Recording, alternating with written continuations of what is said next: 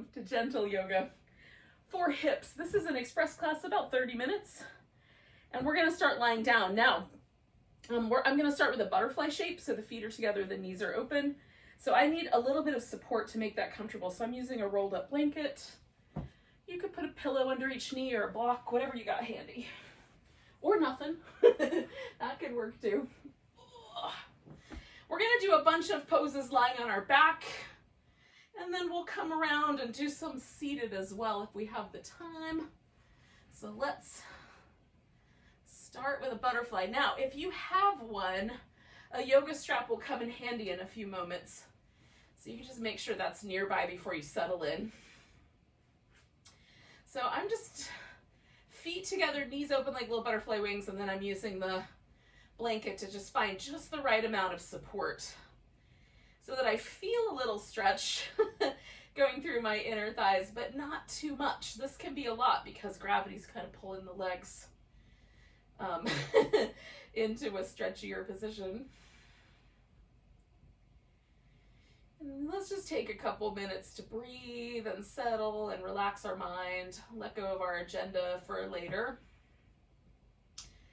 Anything that's still kind of looping through our mind that comes from the past, we can let go of those things.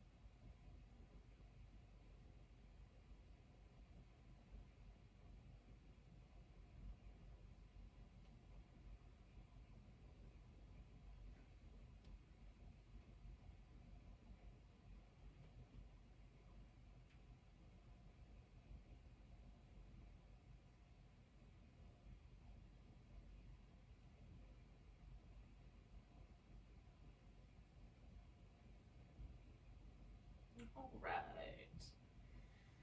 So let's do 2 more breaths where we are.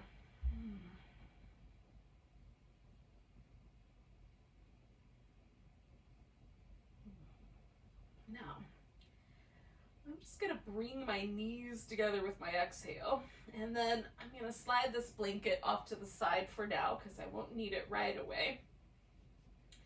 And my first sort of inclination here is to just settle for a second, let the kind of shift that I just did with the legs kind of find their way. But you can also do some little side to side movements or bring your knees into your chest if that seems like a good idea.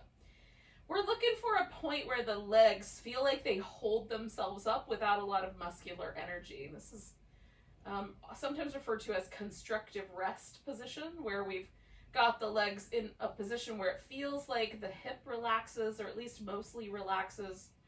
And then there's no sort of sense that the outer hip or the inner thigh or the hamstrings, anything has to sort of grip to hold the legs in place. If I put my feet too close together, I can feel my inner thigh muscles activate to try to hold that position. And the outer hip is also just stabilized.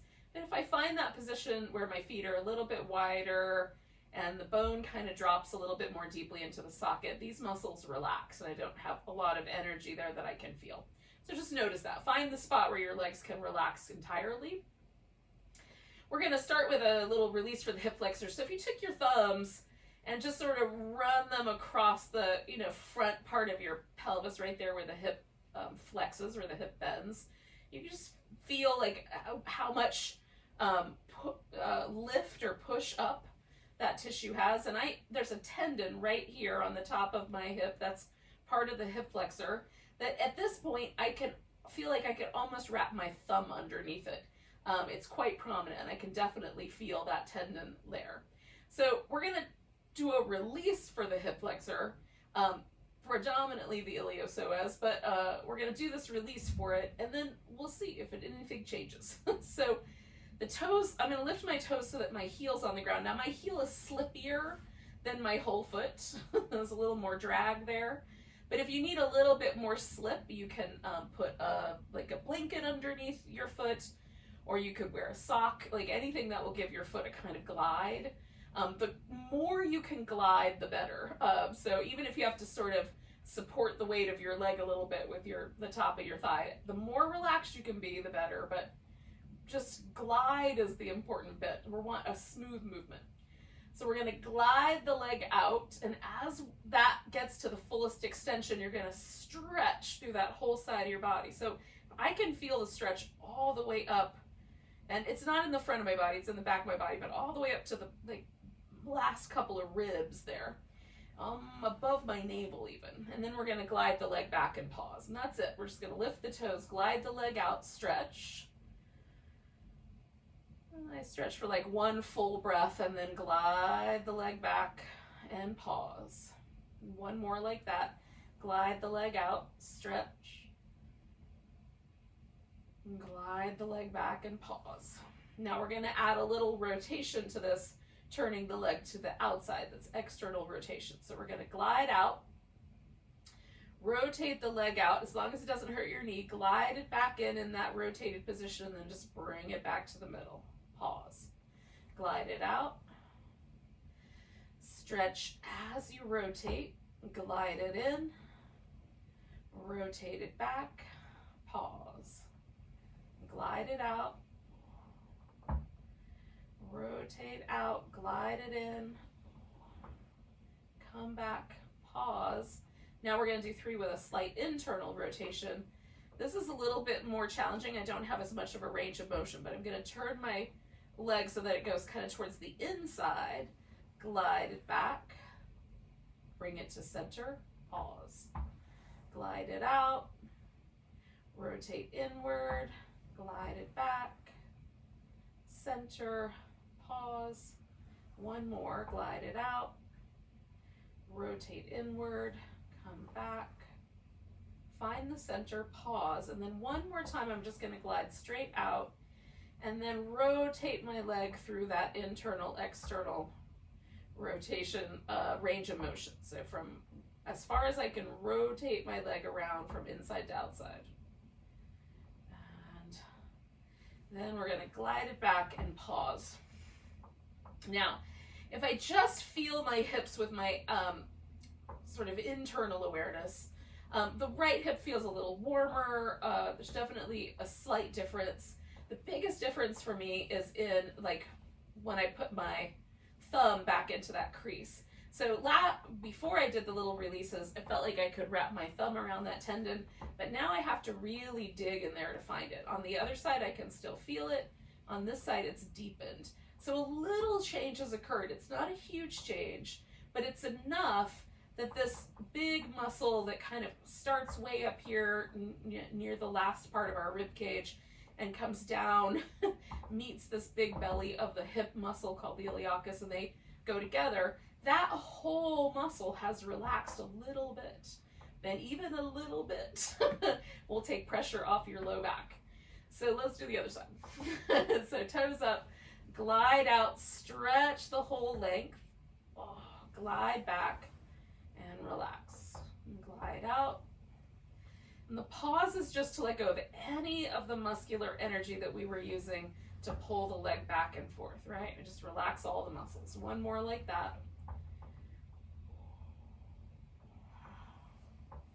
And these are super simple, but if you have a job where you sit all day, like driving a truck or at a desk or whatever, doing these at the end of the day can be a really great way to just take a little pressure off of that part of your hip. So I'm gliding out, rotating outward, gliding in, coming back to the center, relax.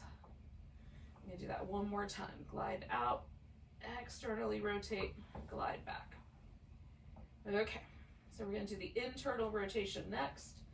Glide out, rotate in, come back, center, relax, glide out. So you just keep going. We're going to do this internal rotation 2 more times. That's 1, and then 1 more. And you can do more reps if it feels like that would be the right thing to do. Now I'm going to glide out and just move my leg through that range of motion. Mostly what we're trying to achieve is just a release of any of the pressure or tension.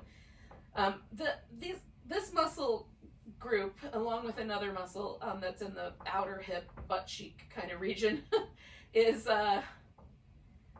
these are the muscles that allow us to walk on 2 legs, right? And so they're kind of inherently human in terms of our movement patterns. Like other animals have these muscles too, they just don't use them in the same way. So the way that our movement patterns are is that they, we can sometimes gather tension in these muscles and it holds the tension for a while. So it doesn't immediately release it. It's like my bicep tenses up when I bring my forearm towards my shoulder, but as soon as I let that go, that muscle is relaxed generally. The hip flexors don't always work that way. Sometimes they'll hold on to tension in ways that are less productive, so less friendly. So sometimes we have to let go. We have to release them. We have to give them a reason to relax. So those little movements can be helpful. All right, enough of my lecturing. So I have this little blanket just tucked under my left leg because I'm going to let that leg relax. And I'm going to do the stretches with my right leg. So I have a long strap, which does offer me the opportunity to make a loop in one end for my foot to go in and to put the strap under my back. If you don't have such a thing, you're just going to hold on to it with your arm. Okay, so I'm going to put that around the ball of my foot. I like it on the ball of my foot so I can control. It's almost like a gas pedal. I can control whether my calf muscles receive some stretch or not. Okay, so I'm holding on to the end of this strap on the other side. So I went over my right shoulder and underneath my left side waist. And then I've got the strap in my left hand. And then I can push it, give myself more room if I want less stretch on the back of my thigh. I can tighten this up if I want more. The pelvis should mostly remain stable. We're not trying to jerk that around too much. Because we're trying to stretch all the muscles that hold onto our hip. So we're going to stay with this guy for about 15 breaths. You don't have to count them. But that's a baseline for about how long you want to stay, about 1.5 minutes-ish, which for me is around 15 breaths.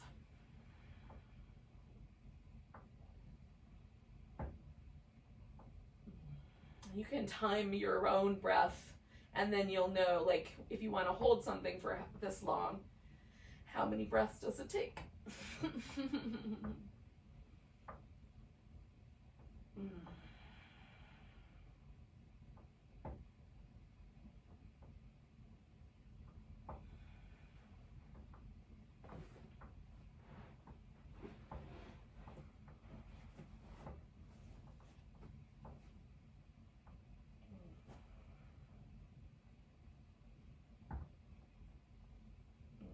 So I'm going to take 3 more breaths.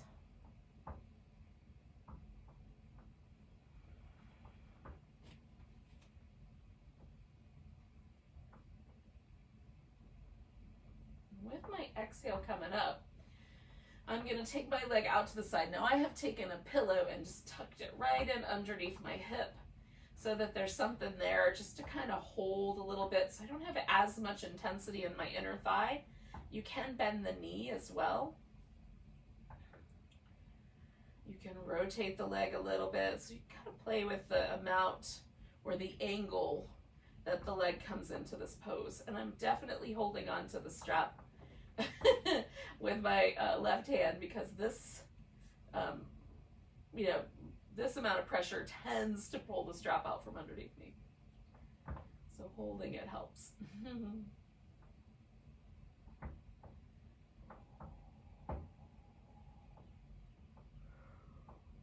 The inner thigh could be sensitive, especially around the knee. So if you feel any really sharp or uncomfortable sensations around your knee, I would build up more support, or even just back off a little bit. Do the pose a little higher, or maybe swing your leg a little lower. You know, so that the foot kind of winds up below the line of the waist, if that makes any sense.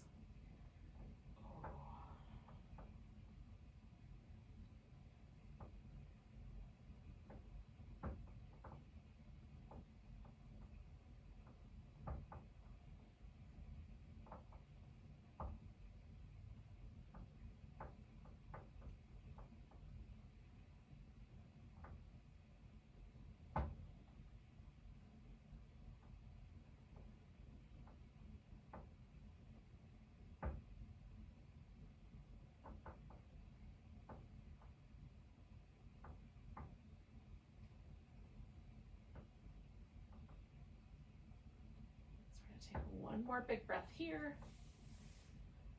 And then we're going to bring the leg across. So I'm going to pull the strap out. Now you can take this all the way into a twist. I'm going to instead of doing a twist, I'm going to let my hip stay on the ground. And I'm just finding the stretch through my outer hip by bringing my leg across.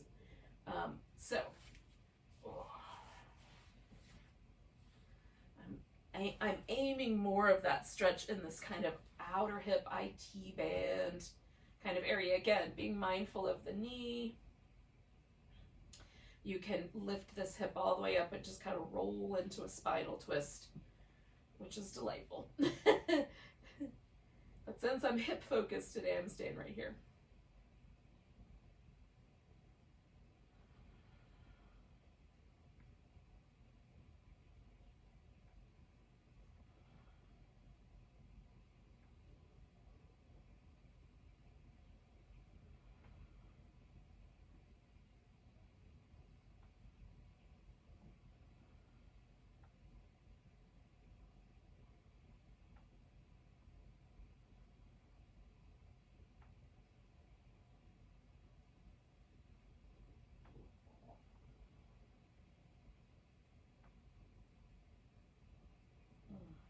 I'm going to do 2 more breaths.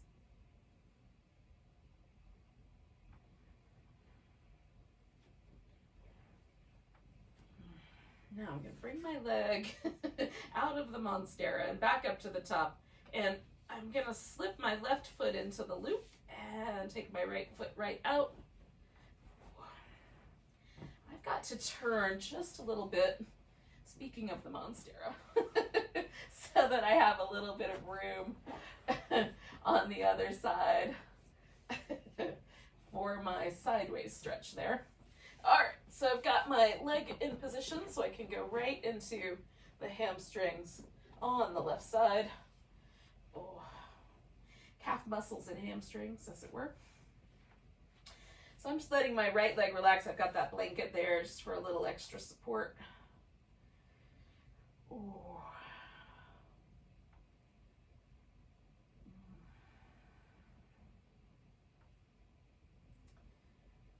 Hopefully you can sort of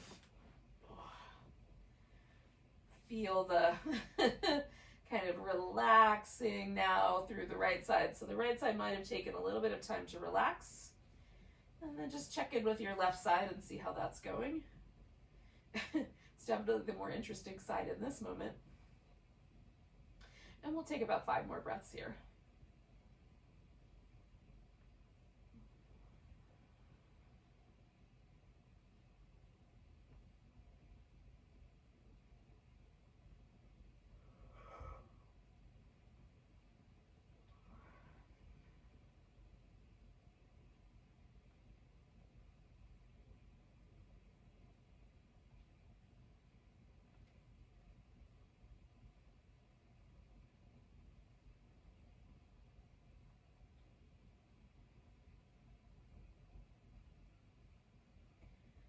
I've got one more inhale. And then my exhale is going to take my leg over to the side here.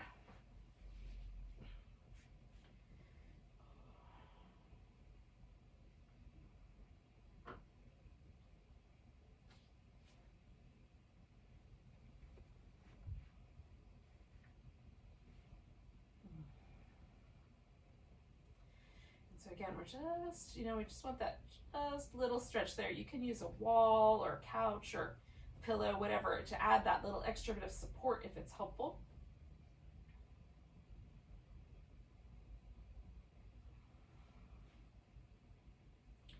So if I only have a few minutes to stretch, if that's the right word, release tension from my hips, that might be more accurate. These stretches with the strap are my go-to. They are always good. They always help give me at least a little more fluid mobility to all of the walking, like bending, squatting, any of those kinds of movements that I might need to do. That just provides a lot more kind of sense of fluidity through all of those movements. So if I really had to narrow it down, these would probably be among my favorites for that reason. So we're going to do 3 more breaths here.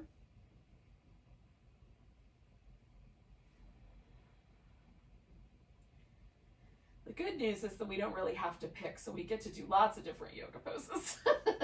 But these are nice for that reason. Okay, so I'm going to extract myself from the plants, and then I'm bringing this leg once again across. And I'm just going to the point right before my hip wants to come off the ground, so that I've got that outer hip experience, for me anyway. And you, again, might need to move your leg more or less than I do. We're all unique, so in that way, we're mostly the same in broad sense. And when you narrow it down to details, quite different. And that includes the shape of joints and how tissue is exactly attached to those joints.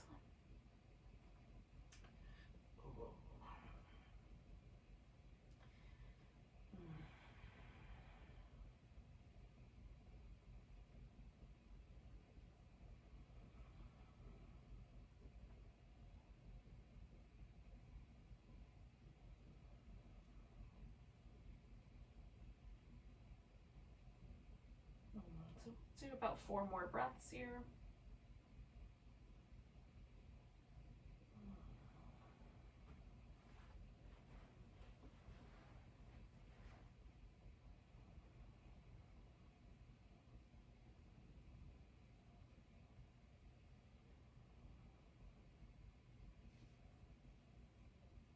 So I'm just going to come back to the center and slide the strap off. Ooh. Just for a moment, I'm going to give myself this just a little windshield wipery movement pattern. Eventually, I'm going to roll to my side and sit up.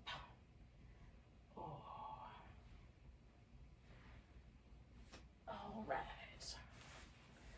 So we've done a pretty good job of hitting nearly everything. We're going to do something really simple. But it can be delightful. So you can have your knee up in the air, or you can just sit cross-legged. I'm going to keep it cross-legged. We're going to sit up nice and tall and rotate. Now, my left leg is the one that's up on top or in front, so I'm going to start to the left. And then I'm going to press my left hip toward the ground, sit up tall, and I'm twisted, but not so far that I start to lift my pelvis off the ground, just enough. It doesn't matter if your arm comes all the way around, but I'm holding on, and then I'm kind of resisting the hold. I'm trying to draw my thigh down just a little bit. I've got a tiny bend in my elbow, and then I'm just sitting up a little taller with my abdominal muscles for support there. You can turn your head around the back if you like. I'm just leaving my head in a more neutral position. So this is a kind of isometric resistance for the same kind of outer hip area. I can feel it all the way into my external hip rotators as well. And glutes. So one more breath on this side. And then you're gonna let go. So take the pressure out, unwind the twist, and we'll just let that release for a second.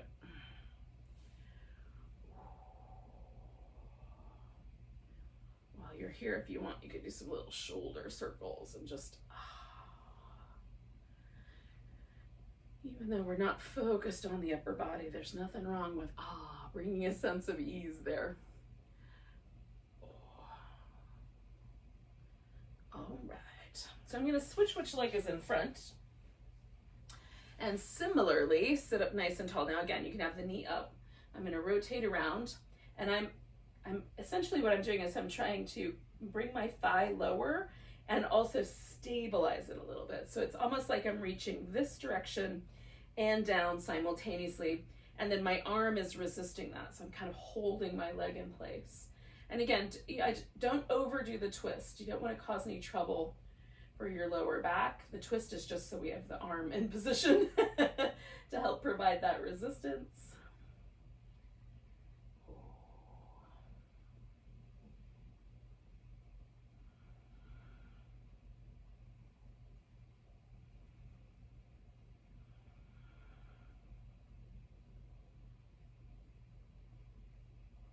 I'm just trying to sit up a little taller. I'll do about 3 more breaths of this work here.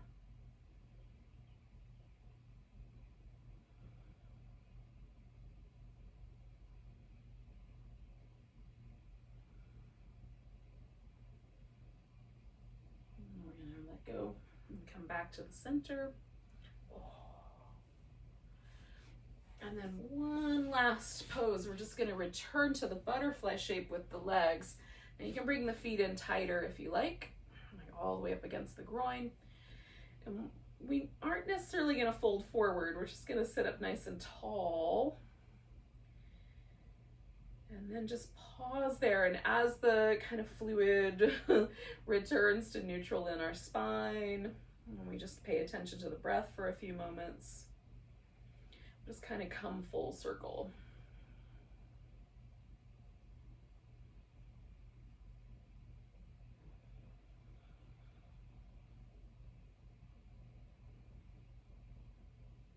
If you find like some little movements are helpful for continuing that sense of letting go and releasing, do those.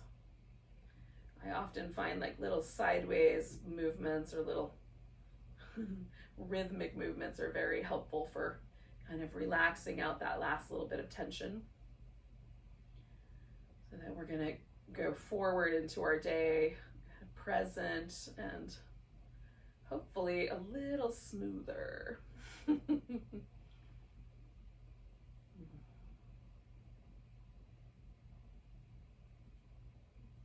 we'll do 3 more breaths here.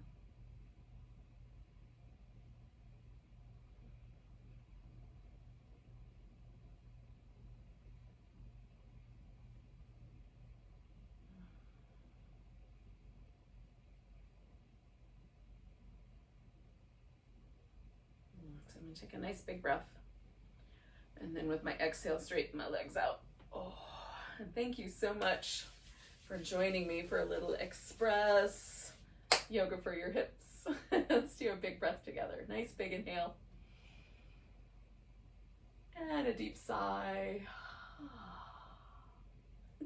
Namaste.